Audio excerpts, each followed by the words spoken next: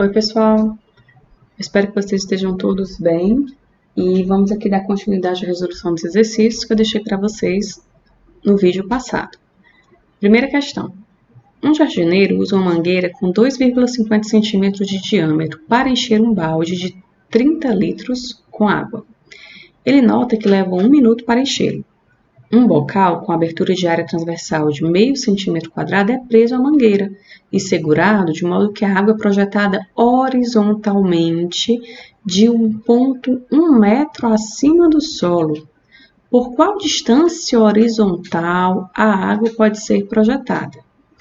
Note que esse problema aqui fala de distância horizontal, um ponto 1 metro acima do solo. Essas distâncias horizontais, verticais, a gente vai ter que trabalhar aqui avaliando a água que está saindo da mangueira como se fosse uma partícula em queda livre. Vamos categorizar esse elemento de água, um dado elemento da água, como se fosse um projétil. Então, a gente precisa relembrar das noções de Física 1, analisar um elemento da água como se fosse um projétil. Esse elemento, ele é modelado como uma partícula sob aceleração constante, devido à gravidade. Na direção vertical, né, que essa aceleração é constante, é da gravidade, e a gente modela esse problema também como se esse elemento de água fosse uma partícula sob velocidade constante na direção horizontal. Lembra que quando a gente estuda o lançamento de projéteis lá em Física 1, a gente tem uma combinação de movimentos na horizontal e na vertical. A distância horizontal pela qual o elemento é projetado depende da velocidade com a qual ele é lançado, projetado. Então, esse exemplo envolve uma mudança de área para o cano devido a esse bocal que é colocado na mangueira. Então, também precisamos utilizar aqui a equação da continuidade para o fluido. Então, é uma questão bem completa.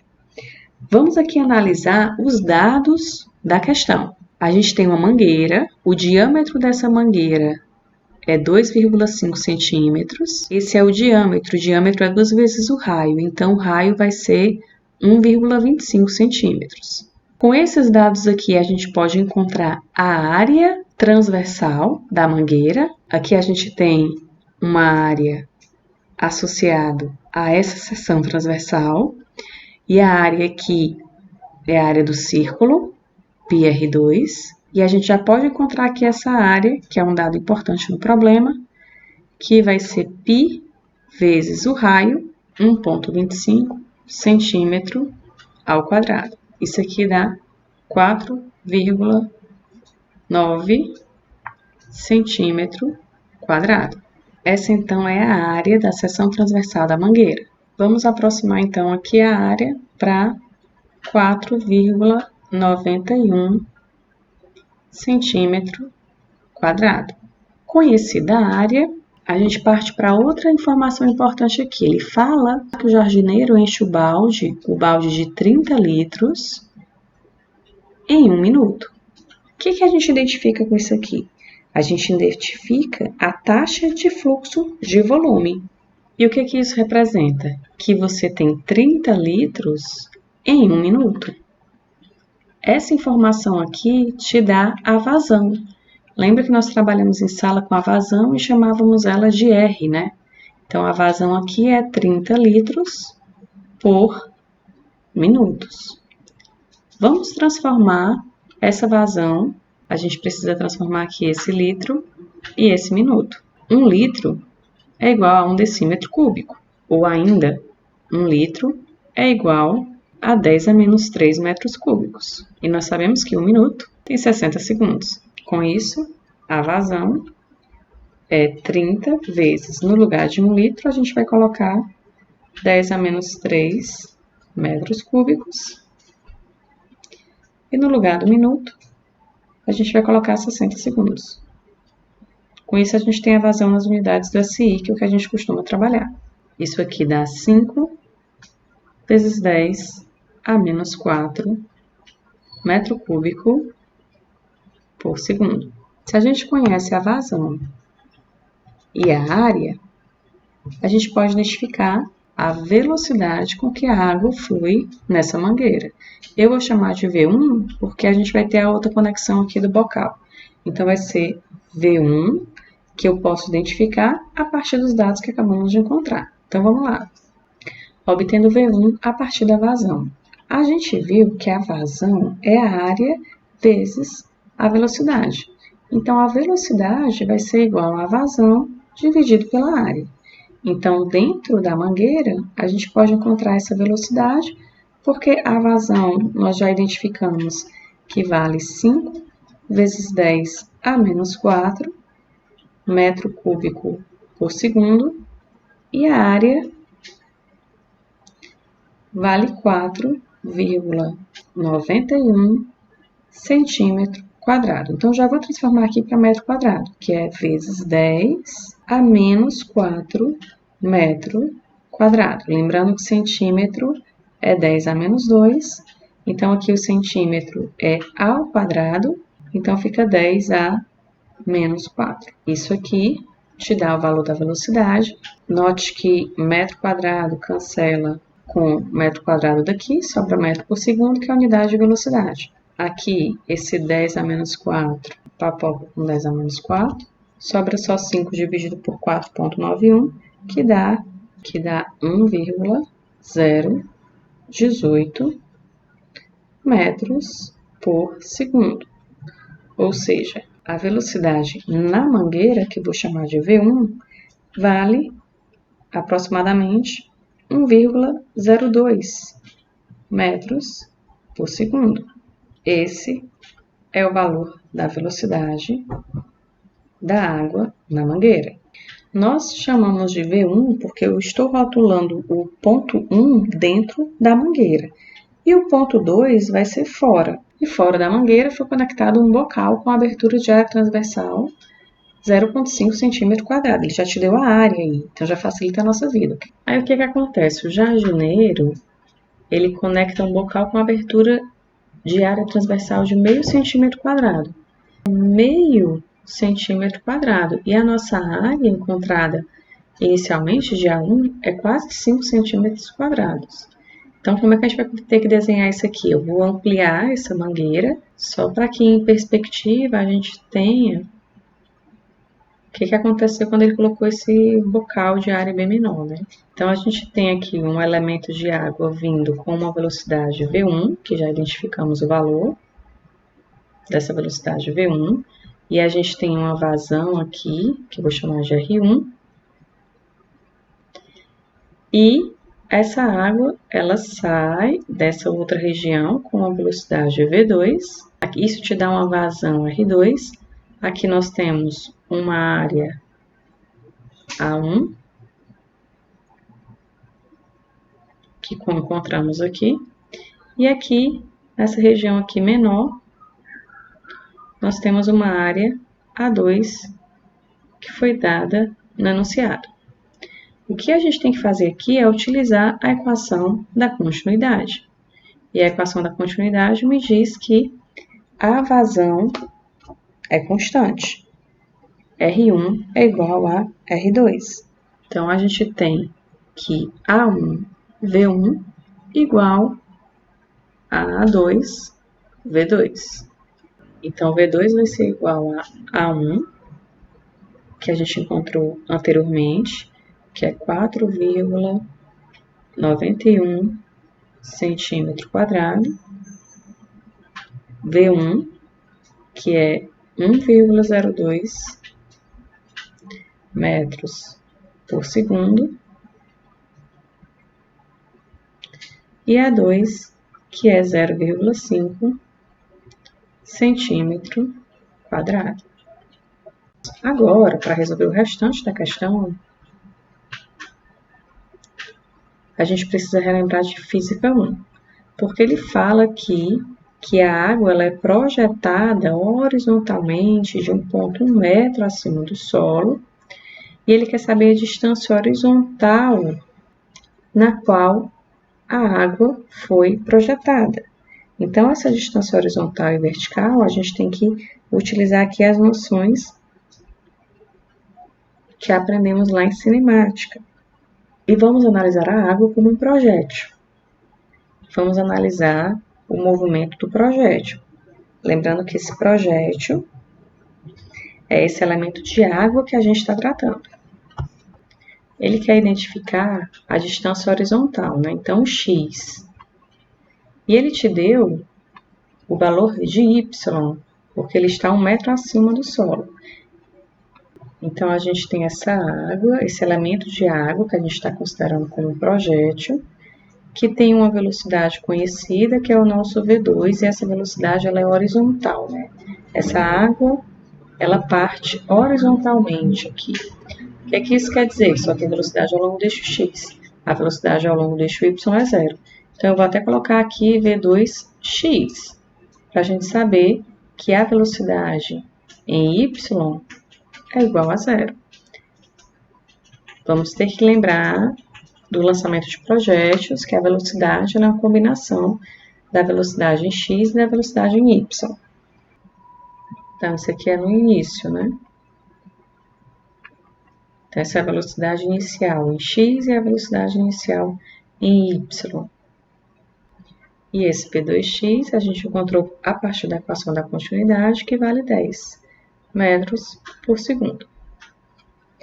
Então, para encontrar a posição horizontal desse elemento de água, que está sendo modelado como uma partícula, sob velocidade constante, porque em x a gente tem um movimento constante, em x nós temos um movimento uniforme. Vamos lembrar lá de física 1. Então, o ΔX vai ser essa velocidade em x vezes o tempo. Preciso conhecer o tempo para encontrar o ΔX. E como é que eu vou encontrar o tempo? Avaliando em y. Então, em y, o movimento ele é acelerado, movimento retilíneo uniformemente variado, e a aceleração aqui é a aceleração da gravidade. Então, a equação para y é o y final, é igual ao y inicial, mais velocidade inicial vezes o tempo, menos g vezes o tempo ao quadrado sobre 2. Colocando aqui o nosso sistema de coordenadas, ele fala no enunciado que essa estrutura é segurada de modo que a água é projetada horizontalmente, né? Então, só tem velocidade em x, de um ponto 1 metro acima do solo. Então, aqui é 1 metro acima do solo. No enunciado, ele fala que a água é projetada horizontalmente. Então, só tem coordenada, só tem componente da velocidade em x, não tem componente da velocidade em y. Então, aqui o y inicial é 1 metro, e o y final é o solo, é 0, que é o nosso nível de referência que a gente está considerando aqui. Então, o y final é 0, o y inicial é 1, a velocidade inicial em y, lembrando que a equação aqui é para y, a equação aqui para a velocidade é para y, né? Porque a gente está escrevendo a equação para y aqui. V0y é 0, vezes o tempo dá 0, menos a gravidade, que é 9,8, vezes o tempo ao quadrado sobre 2. Com isso aqui a gente identifica o tempo. Então, o tempo vai ser igual a 0,45. É 0,4517. Então, eu vou arredondar aqui 452 segundos. 0,452 segundos. Esse é o tempo, o mesmo tempo em que esse elemento de água percorre o eixo Y, ele percorre o eixo X. Então, com esse tempo, a gente identifica a resposta do problema. Porque o ΔX, ou seja, essa distância horizontal, que é o que ele pede, é a velocidade em x, que é 10 metros por segundo, vezes o tempo, que é 0,452. Então, o ΔX é igual a 4,52 metros. Essa é a resposta da nossa questão. Então, a distância horizontal é 4,52 metros. E aí, resolveram essa questão? Então, se vocês não lembrassem de Física 1, quando a gente estudou projéteis, ia ficar difícil de resolver esse problema, porque a parte de fluidos, dinâmica de fluidos, ela está aqui. Mas com isso aqui você não resolve todo o problema, você resolve boa parte, metade do problema. Tinha que ainda lembrar das noções de lançamento de projétil, lançamento oblíquo, lançamento de projétil, que a gente tinha componente x e componente y. Precisava achar o tempo em y e substituir para achar o x, o ΔX. Vamos para a próxima. Na segunda questão, temos o cano horizontal apertado, ilustrado na figura, conhecido como tubo de Venturini, pode ser usado para medir a velocidade do fluxo de um fluido incompressível. Determine a velocidade do fluxo no ponto 2 da figura, se a diferença de pressão é conhecida. Ele não te deu valores aqui, então a gente vai encontrar só a equação que determina a velocidade do fluxo no ponto 2. Vamos lembrar aqui que para resolver essa questão a gente vai precisar lançar mão da equação de Bernoulli. A equação de Bernoulli ela mostra que a pressão de um fluido ela diminui conforme a sua velocidade aumenta. Então, devido a isso, a gente pode calibrar um instrumento para nos dar a velocidade do fluido, se pudermos medir a pressão, já que existe essa relação direta entre pressão e velocidade, como nós vimos na equação de Bernoulli. Então, o que a gente vai fazer aqui para resolver esse problema é usar a equação da continuidade e a equação de Bernoulli. A equação da continuidade, a gente acabou de utilizar no exemplo anterior, nos diz que a vazão se mantém constante. Então, V1 igual a A2 V2. V1 é a velocidade do fluido na região 1, onde tem uma área A1, e V2 é a velocidade do fluido na região 2, que tem uma seção transversal com uma área A2. A equação de Bernoulli nos diz que P1 mais 1 meio de ρ V1 ao quadrado mais ρ GH1, esse termo aqui é constante, então isso aqui vai ter que ser igual a P2 mais 1 meio de ρ V2 ao quadrado mais ρ GH2. Então, a gente aplica a equação de Bernoulli aos pontos 1, região 1, e ponto 2, região 2. Note que o cano é horizontal. Então, as alturas são iguais, porque o cano é horizontal, então 1 e 2 estão sujeitos à mesma altura. Essa altura pode estar no nível 0 ou não, mas não importa. O que importa é que a H1 é igual a H2. Então, o que acontece é que esse termo aqui cancela com esse termo aqui. Vai sobrar apenas os dois termos P1, P e meio de ρ V ao quadrado. Então, utilizando essas duas equações, nós resolvemos o problema. Nós estamos interessados em encontrar a velocidade do fluxo no ponto 2. Então, a gente quer identificar V2. Para isso, eu tenho que tirar a dependência de V1. E eu faço isso utilizando a equação da continuidade. Então, daqui, a gente pode explicitar V1 em termos de V2. V1 vai ser igual a A2 V2 dividido por A1.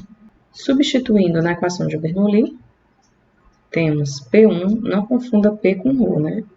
Mais 1 meio de ρ, aonde tem V1, a gente vai colocar A2 V2 sobre A1. Isso aqui ao quadrado é igual a P2 mais 1/2 de ρ V2 ao quadrado.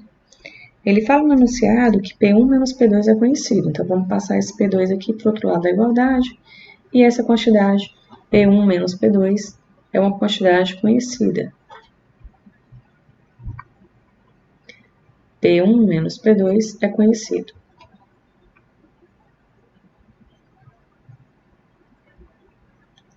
Então, vai ficar P1 menos P2, que é uma quantidade conhecida.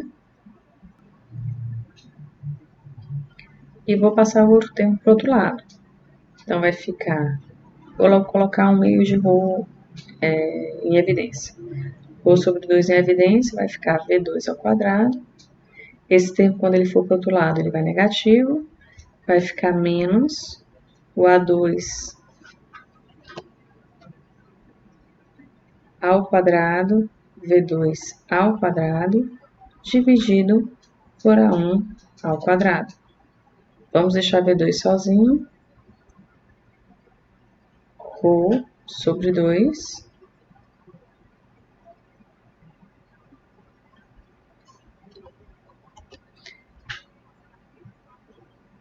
V2 ao quadrado, colocando V2 em evidência, vai ficar A1 ao quadrado menos A2 ao quadrado dividido por A1 ao quadrado.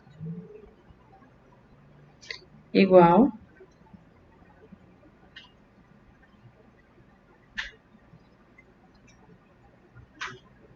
a P1 menos P2. Não confundam o ρ de densidade com o P de pressão.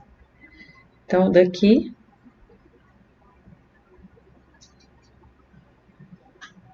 a gente identifica que o V2 ao quadrado é igual. Vamos deixar só esse termo aqui, vamos passar todo mundo para o outro lado da igualdade. Quem está multiplicando, passa dividindo. Quem está dividindo, passa multiplicando. P1 menos P2 vezes 2 vezes A1 ao quadrado, dividido por A1 ao quadrado. Tem o ρ também, que está multiplicando, passa dividindo. ρ, que multiplica A1 ao quadrado menos A2 ao quadrado. Tira a raiz. Então, a expressão de V2 será... Esse A1 ao quadrado eu posso tirar da raiz. Fica A1, que multiplica a raiz quadrada, de 2 vezes P1 menos P2, que multiplica ρ,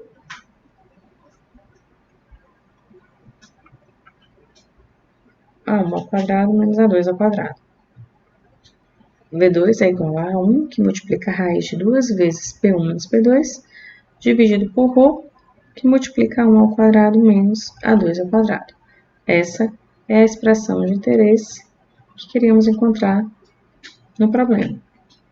No enunciado pede para determinar a velocidade do fluxo no ponto 2 da figura. Então, é a velocidade do fluxo nessa região da figura. E a velocidade no ponto 2 é dada por essa expressão. Vamos para a próxima. Terceira questão. Um tanque fechado contendo um líquido de densidade ρ tem um buraco no lado a uma distância y1 da base do tanque. Está aqui a base do tanque.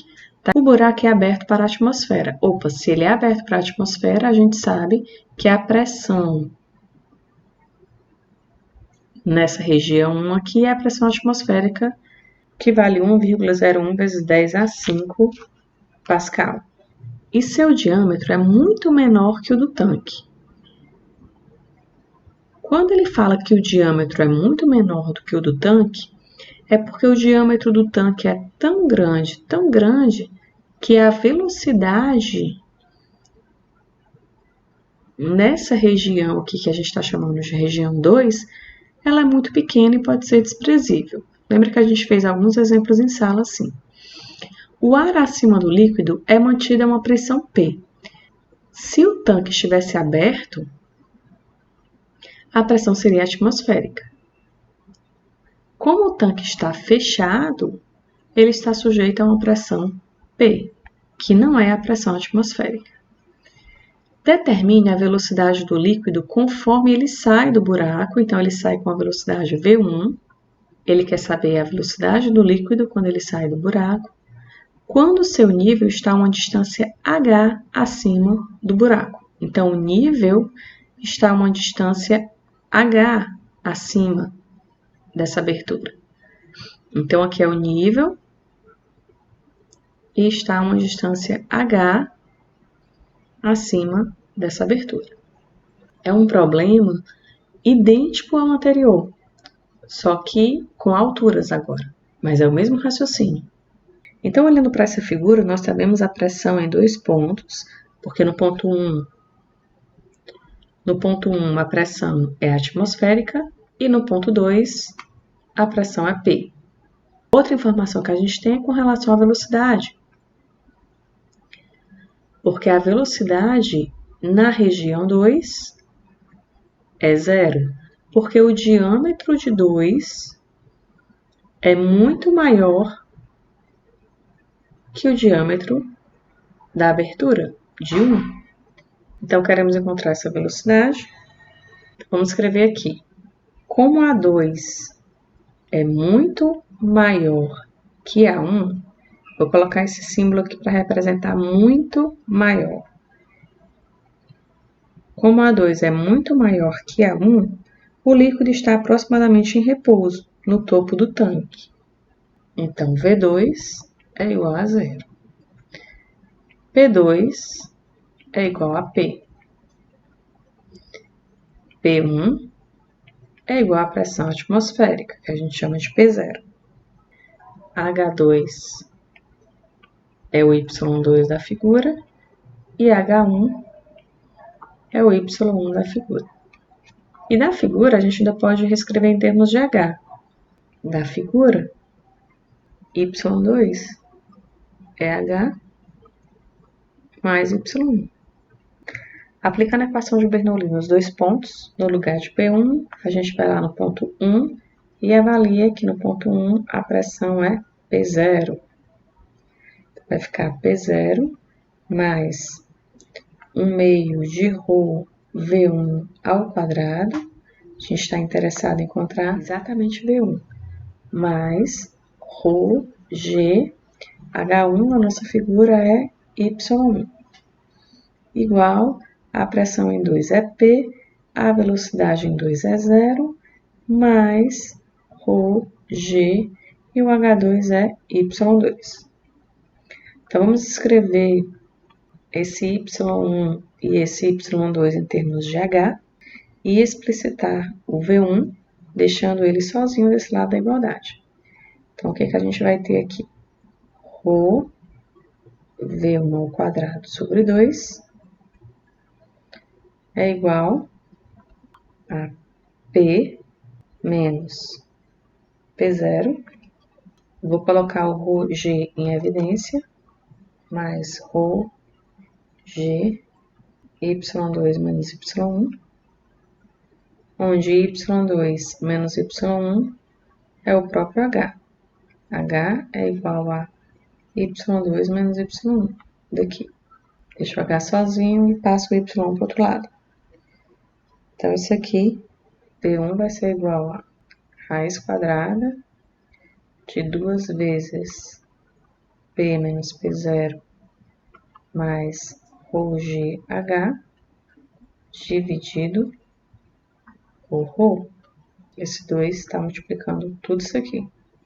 2 que multiplica P menos P0 sobre ρ mais 2GH. Note que quando P é muito maior que P0, P é muito maior que P0, de modo que esse termo aqui possa ser desprezado, a velocidade de saída da água ela é primariamente uma função de P. Agora, se o tanque está aberto para a atmosfera, no lugar de estar fechado, como é nessa representação, a pressão P seria P0. P0 menos P0 daria 0 e não teríamos esse termo. teríamos apenas raiz de 2GH. Ou seja, para um tanque aberto, a velocidade do líquido saindo por esse buraco a uma distância h abaixo da superfície é igual àquela adquirida por um objeto caindo livremente por uma distância vertical h, a lei de Torricelli.